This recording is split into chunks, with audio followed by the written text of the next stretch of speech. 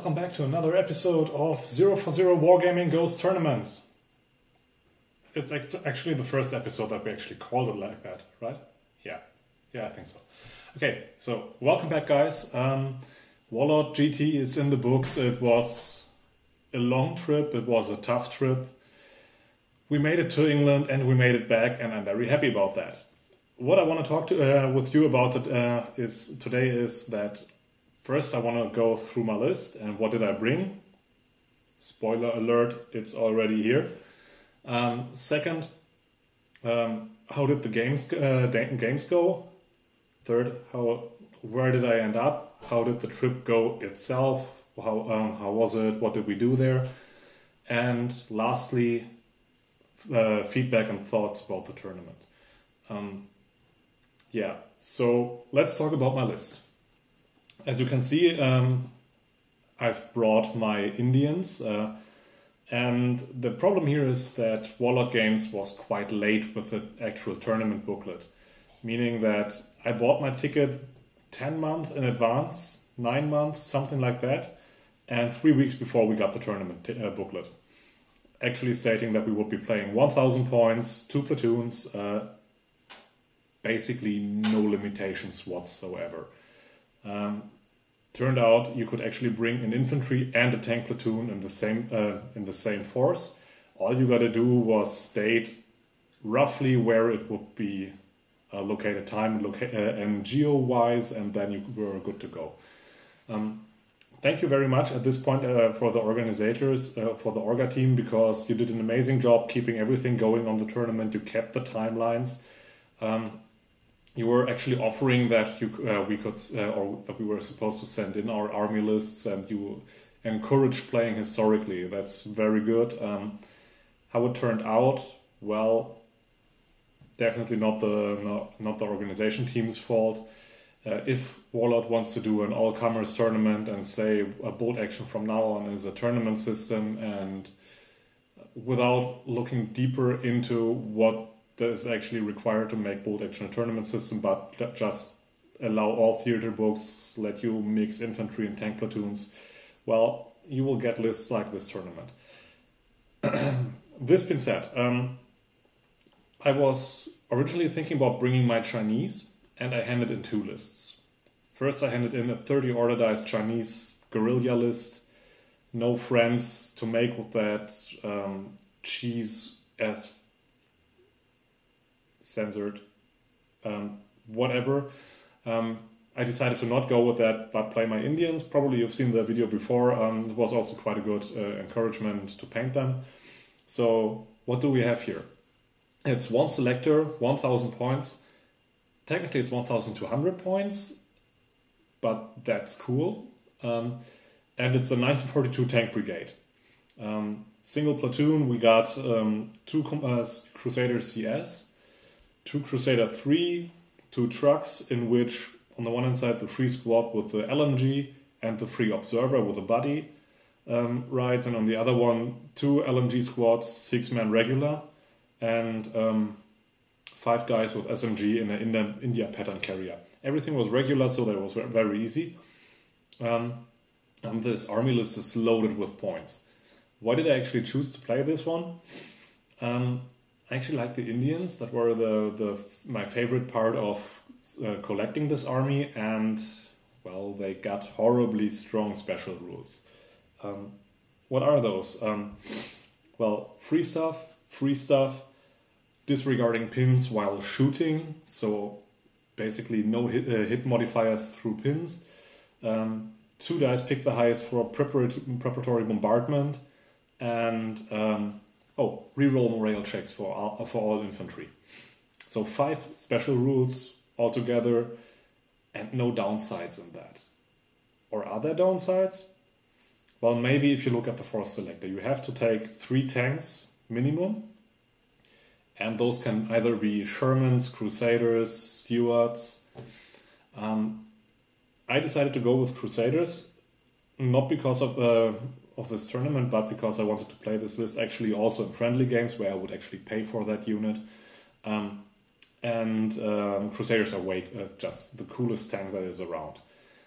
For the tournament, I probably should have gone with stewards. The reason why is you definitely need those machine guns. Crusader 3s with a coax machine gun on and their medium AT are crap when it comes to infantry, and there was a lot of infantry. So what was my intention when I was building this list? You know, infantry is always the backbone of your force. Infantry will hold objectives. Infantry will go into close quarters. Infantry will escort guys off the table in top secret, which we didn't play like that, but more like key positions with a center objective. So take lots and lots of infantry. The downside in a tank platoon is that I have to buy the transports. I could actually have run this as a 1942 tank brigade, just the vehicles, and then do a whatever 1942 infantry brigade, and then put in all the infantry, and I wouldn't have to buy all those vehicles. But that wouldn't be fitting thematically, so I didn't do that. At first I needed, when I go for building a list, I needed some anti-tank assets, and I've decided that 2 medium AT guns that are fairly mobile and rather cheap would be definitely enough, especially when you have 2 medium howitzers that are kind of a jack of all trades. They can pin vehicles, and they can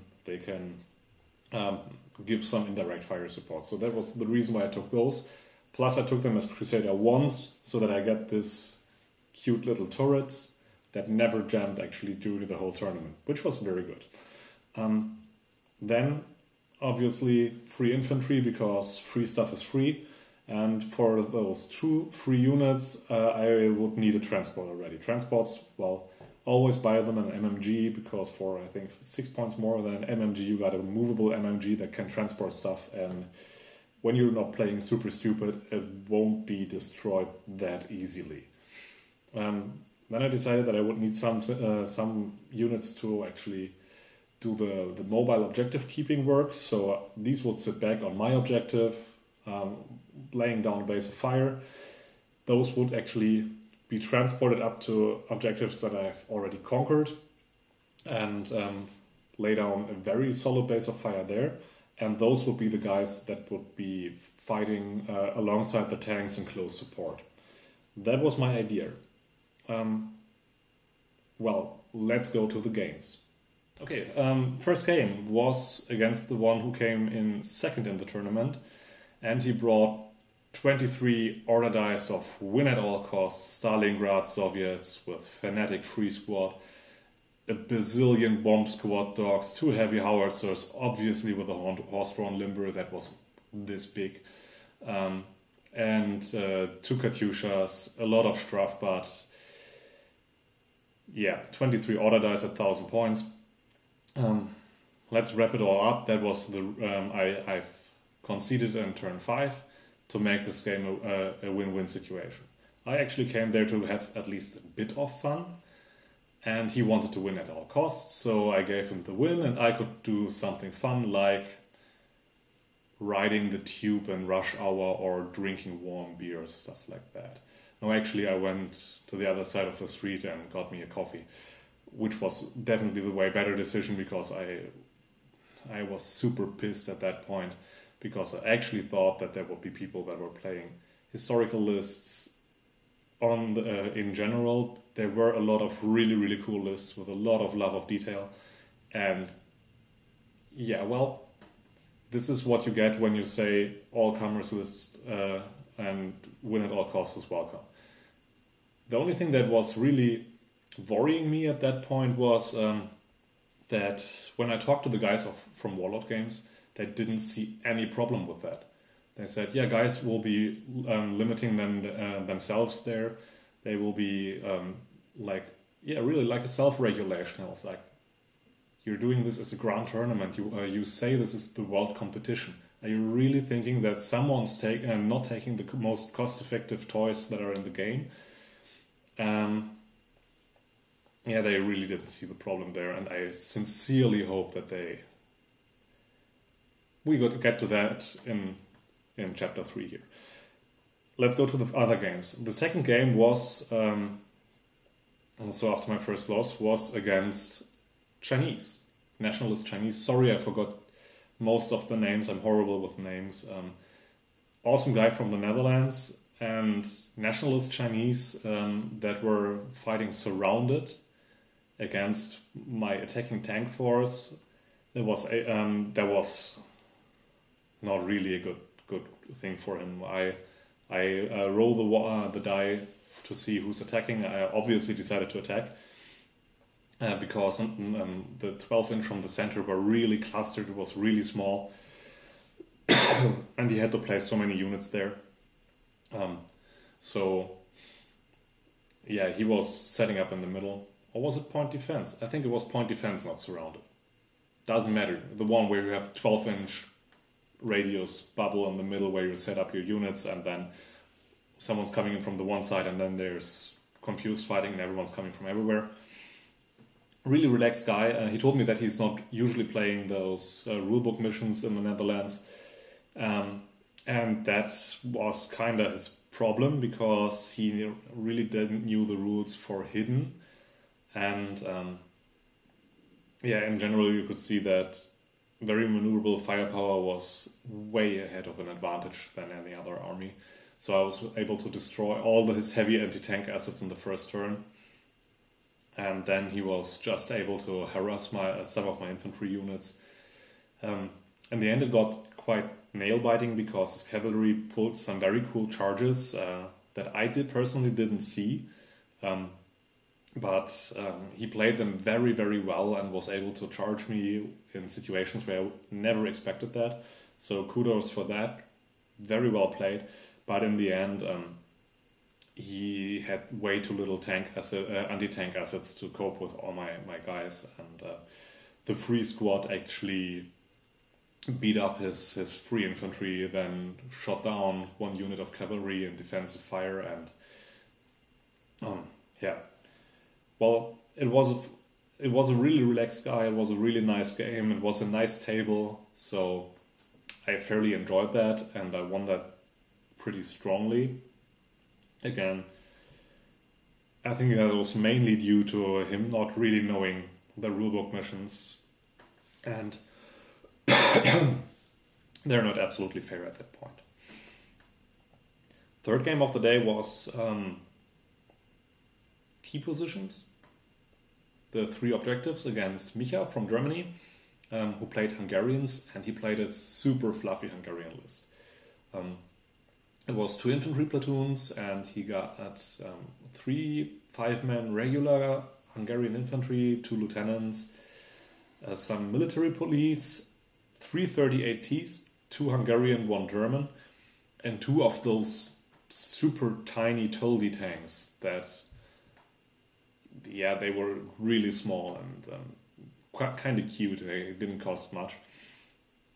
And that game, again, tank platoon in the attack and key positions. I pulled all my heavy assets on the right-hand side, pulled most of my mobile infantry, so the big squad, the mobile infantry on the left-hand side. The artillery observer walked on, preparatory bombardment, as British as it can be, destroyed a tank, killed 1 officer, pinned everything horribly down. And then I was able to move in my infantry. My 1 platoon jumped off on the secondary objective. I was firing in the second bombardment, and the tanks were rolling up on the right-hand side, up the flank, and were crushing any resistance. He had to move everything over to at least slow them down so that my infantry could come up from the other flank with a flank charge and destroy everything there and capture both flanking objectives. Plus, and I also got the middle one where he conceded because he couldn't really do much anymore. Because again, preparatory bombardment from the British is super, super strong. Everything had at least 2 pins on it, and most of them already lost someone, or many lost someone, or had some damage. So really good shooting there. That was day 1, and I went out with 2 major losses, 2 major victories and 1 major loss.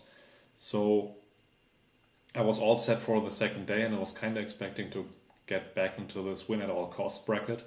But before that, we went for the bar in the evening with Sam from Down Order, for example, and that was really nice. British pub culture is pretty cool, yeah. Yeah, definitely. So, Sunday morning, my fourth game was again against Chinese. And there were literally just 3 Chinese armies and I played 2 of them, which was cool. Because this time it was not nationalist, it was communist. And it was an 8th Root army. Well, who would have thought? Mirror match. If I had brought my other list. His list was not super maxed out. It was competitive, but not super strong.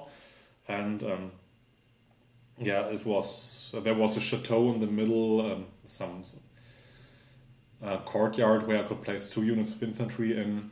And although he moved up his guerrillas, he had to charge through a narrow gap, through a door, and the 10-man squad with an LMG just shot down squad by squad, and when someone arrived in close combat, they lost 1 or 2 guys, and then due to sheer mass of dudes, just beat up everything that came there. So, long story short, he wasn't able to get into the courtyard, or at least not for long. My tanks were crushing through the walls, and yeah, that was basically it. His suicider, or his 3 suiciders, couldn't do much. I lost. Oh yeah, I lost one Crusader in that game due to a heavy mortar, but I think that was it. Yeah, that was all the tanks I lost.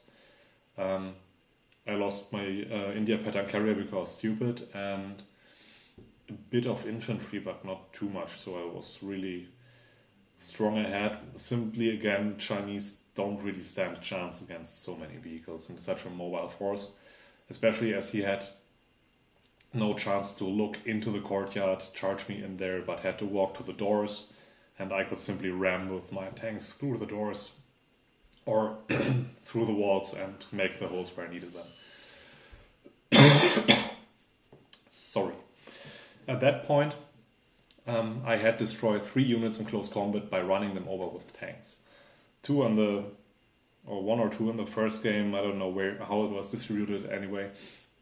The most important one was the big sword fanatic squad with 8 pins on them that I, for the love of God, couldn't kill with shooting, but they accumulated so many pins and they were just standing right in front of my Crusader. So, in a drinking break, I was grabbing my rulebook, looking at running over infantry, and there it says you can also run over fanatics and they won't get the bonus for fanatics. So pedal to the metal, run them over, biggest unit out of the game. I will be doing that a lot in future games, definitely. Yeah, that was game 4, and game 5 was I was at 5th place at that point. It was very narrow field in the front. 5th game was against Soviets. So what did I play this tournament? 2 times Soviets, 2 times Chinese, 1 times Hungarians. Not a single time Germans, or British, or Americans, that is. That was interesting. And the Soviets, when he came over, I was like, oh my god, please not again. I could immediately see 2 Katyushas and bazillion men of infantry. But after looking to that list a little bit further, it was actually a pretty cool themed list. So Battle for Berlin style, a couple of units of shirkers, and then so like the mass infantry, 2 Katyushas, because obviously everyone takes 2 Katyushas when you got the chance, and a T-80 or something like that. So a small tank with an autocannon on the back, 11 tank riders with body armors and SMGs, like a premium unit, and some units of scouts. So it was a well-rounded list, very interesting. He played very well, but again we played envelopment, and I won the roller for picking the side, deciding if I want to attack or defend. And obviously with that force I want to attack in envelopment, right? So at the end of turn 3, or generally in the game, I did a massive flank charge, put everything in one flank except for the Crusader CS, who were standing in the middle. He had no really long range AT, so they could just shoot their howitzers everywhere. And I managed to, again with a preparatory bombardment, pin down everything really bad.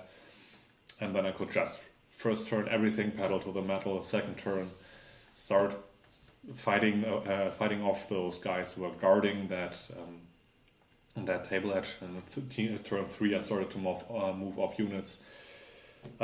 Points-wise, it ended 20-10 for me, and I think that describes very well how ridiculous it is to play Envelopment against a highly mobile force.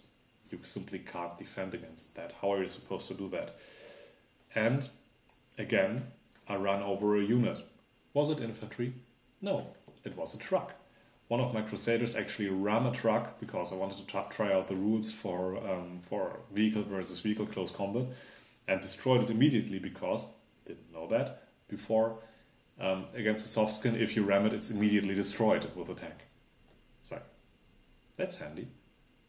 Keep that in mind when you're playing in future, because if someone's in your front arc, you can just run them over. You have like an 18-inch death lane where you can just drive over enemy vehicles and they're immediately killed.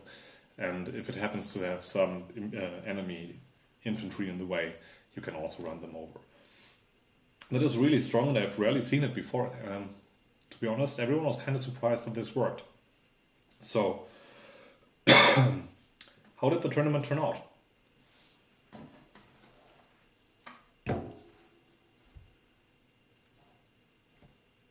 I came in third.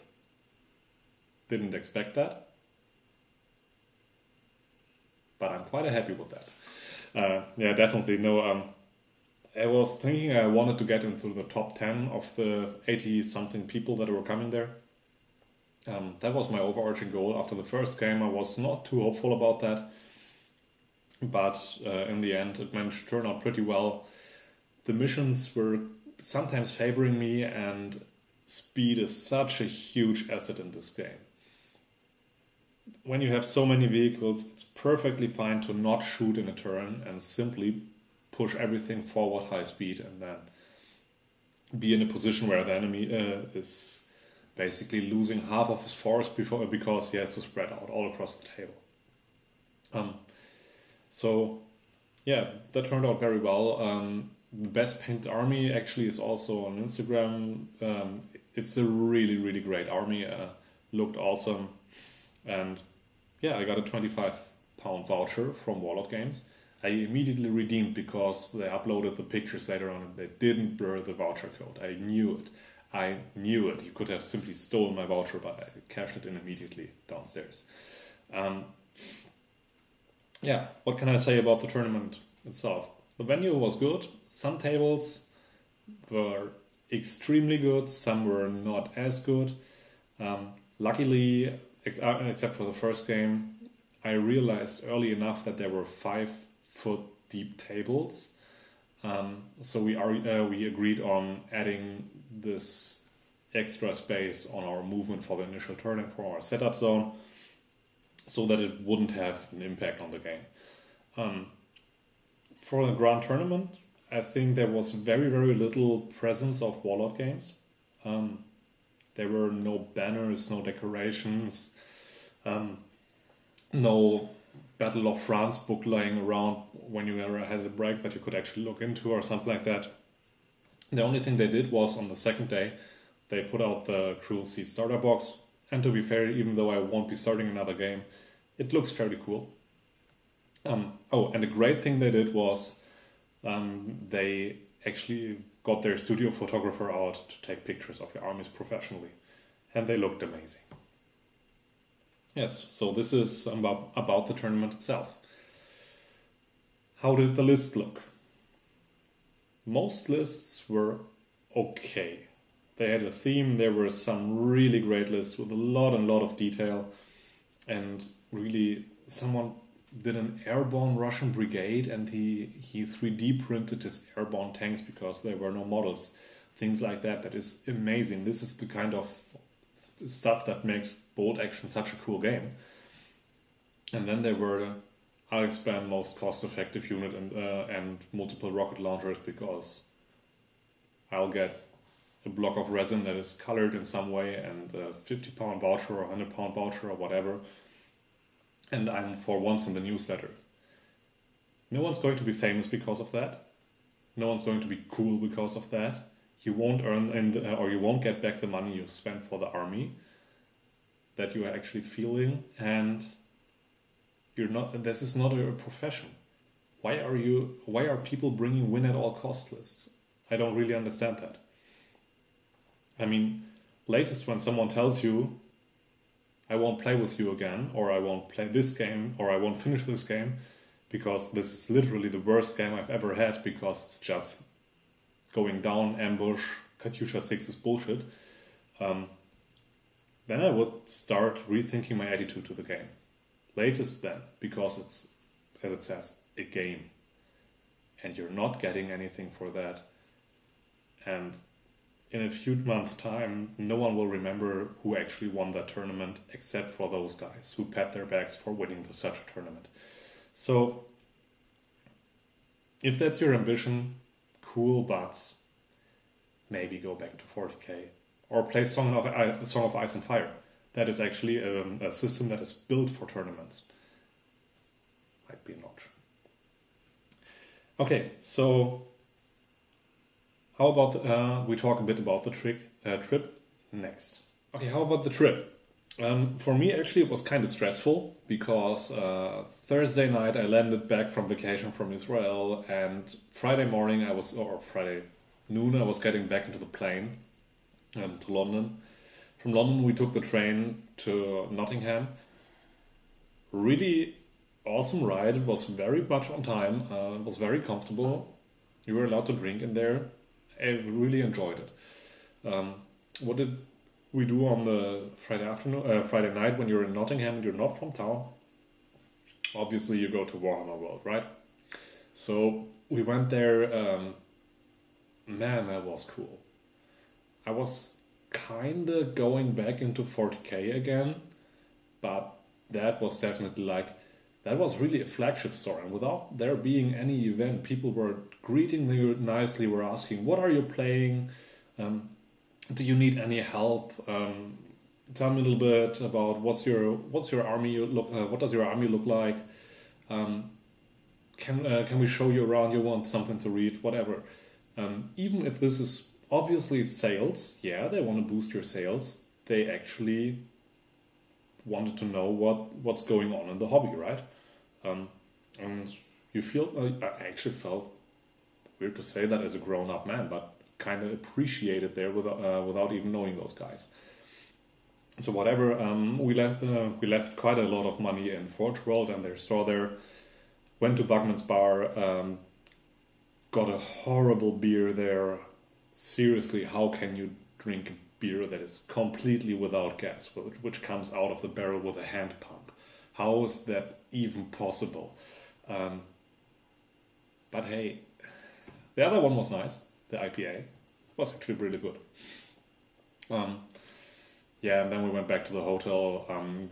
We tried to steal a tablet from Burger King to carry our miniatures on, but man, you got a lot of security there. So that didn't happen also. And yeah, it was a tough day. So we went to bed early, got out of bed on Saturday morning. We got a really nice Airbnb in the middle of the city, so everything was fairly quick. We went to the venue, played the tournament, and in the evening, as I mentioned already, went to the pubs. Yeah, we were at Brewdog. They actually sell the beer here, so really kind of famous. And well, it was late, it was cold, went home, got up again at Sunday morning, went to the tournament, and I won't be lying, Christian and I both had no motivation whatsoever to play that tournament anymore. Very many thanks for my opponent on a Sunday morning, because he was also such a nice guy that it was actually fun to play there. And well, yeah, after that we had some spare time because our plane would depart on Monday morning, really early Monday morning, and we didn't have a hotel room Sunday night. So what did we do? Okay, this was not the best idea, but it was an idea, okay? That being said, we got into the train, we got some food, we got into the train, went down to Heathrow and arrived there at probably 10:30 in the night. And then we tried to find a place to sleep, and there were some chairs with people snoring horribly so that you couldn't sleep there. And in the end, yeah, we both are from the infantry originally, right? So we laid down on the floor somewhere on the airport, like some hobos, slept there. It was kind of an adventure trip, and when the security opened, we went in, and suddenly we had battery on our phones back, and there was some heaters and water and stuff like that. It was really good. Slept all the way through the plane, arrived safely in Hamburg, and then I put all my hobby stuff aside, sat down and said, no more miniature gaming for at least 1 week. Didn't work. Or I did not play one game, but I managed to finish my Nason, which is on Instagram if you want to have a look. So head over there. Yeah, so that was a trip. It was really cool. Thank you, Sam, and your crew for actually showing us around Saturday afternoon and Saturday evening. I really enjoyed that. And yeah, I think the rest of the guys did too. Thoughts about the tournament and the format? Where do I start?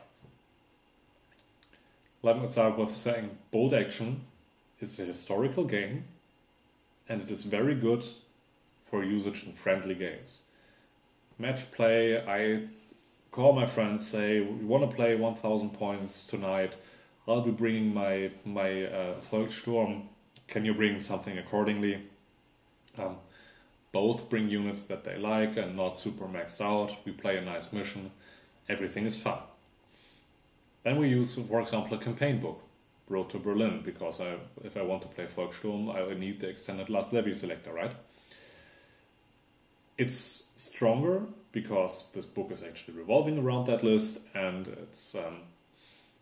it's giving me more options. The list gets more competitive. That is okay. And then the next book arrives, which is Western Desert. It's not in the historical order or in the order of releases, but let's take it like that. And suddenly, out of the lists that are actually there and that are all quite fairly leveled, you get amazingly lots of stuff for free. Suddenly the Germans run around with 3 machine guns in their squads. Yes, okay, only the first one is free, but 6 squads, 120 points for free. And German machine guns are very good.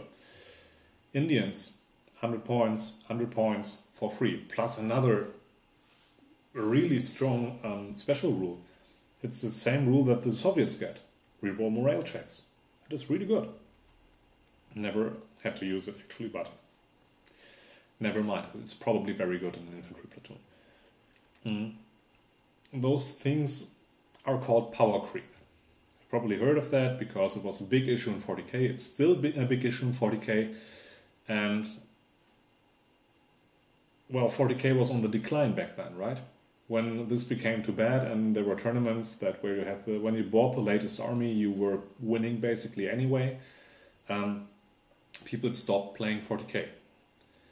When Games Workshop said, but we're such a cool tournament system, you need to play us and we don't have to align anything or streamline anything, people were still stopped playing 40k because all these words meant nothing when the actions were missing. That was 4 or 5 years ago, I think so.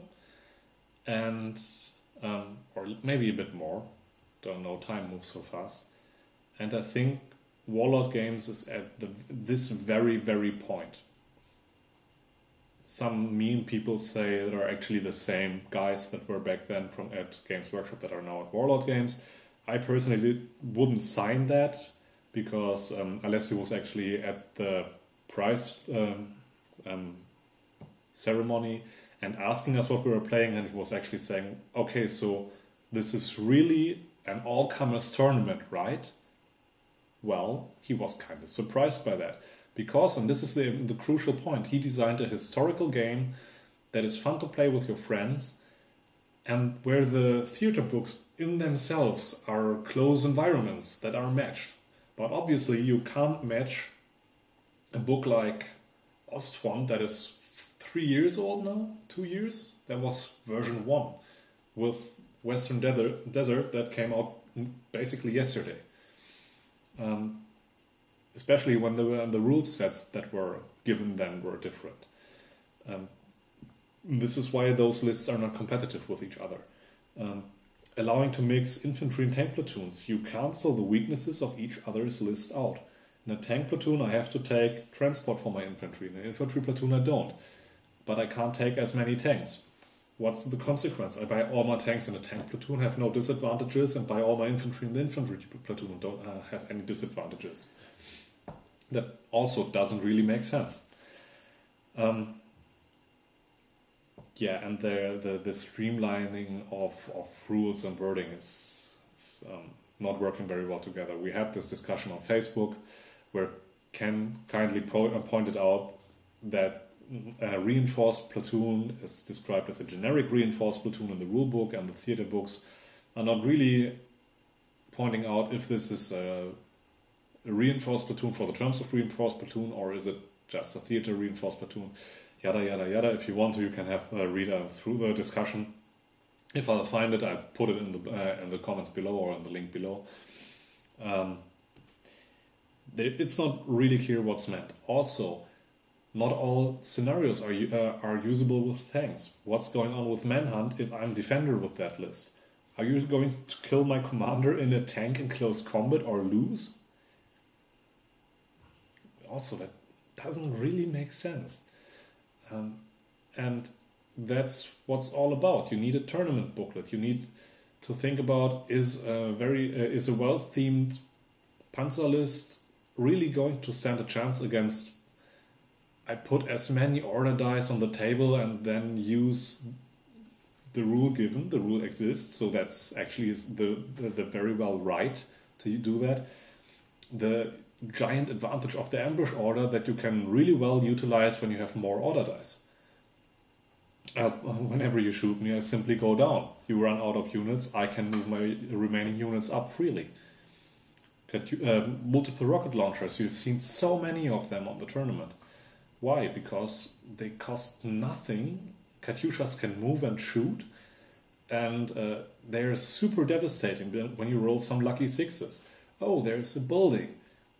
Yeah, actually, you have a death cluster. This is a building. Suddenly, this is your target or your hitting area. That's crazy, and that doesn't really make sense. And I hope Warlord Games gets this stuff together. When they're saying they want to establish a tournament series all over the world where the best players come together for the Grand Tournament every year, they have to actually work for that and can't simply say, we're a tournament system now and everyone does what he wants. So what can Warlord Games actually do at this point? First of all, I would highly recommend, and I don't want to point my finger at Games Workshop again, but I would highly recommend take all the lists that were at the tournament, put them in an order where they actually ranked, and see what they've got in common. Oh, there are a lot of lists that have actually the huge ambush advantage, like Finn's first, high order dice army lists second, and I think fourth, don't know, maybe fifth. They brought a lot of free stuff, third. Maybe there is an issue there. Did you see a unit unproportionally often? Multiple rocket launchers? Yes, maybe you should do something about that. And this is what you need to do if you want to run a tournament system. Again, the best example for that is a Song of Ice and Fire from Cool Mini or Not. They actually have a dedicated product manager who's working dedicatedly for that product. He's responsible for all the rules streamlining. And when the game hit the shelves and first tournaments were coming up, there was actually a tournament booklet saying, you did the Kickstarter, you got a lot of units that are not yet released, you can't use them in tournaments because that would be an unfair advantage.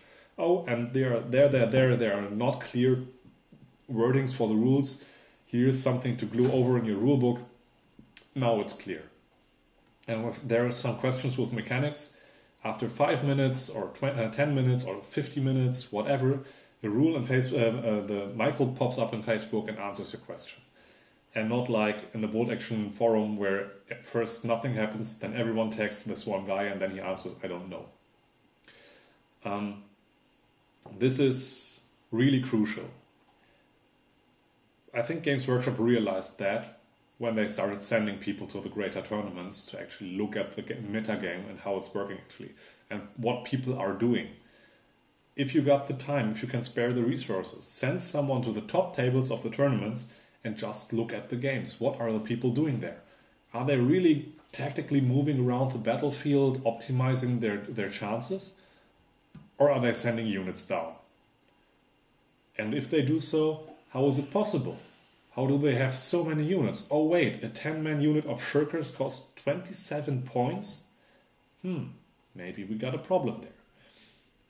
That would be the steps I would take if I was Warlord Games and if I would seriously want to promote bolt action as a tournament game.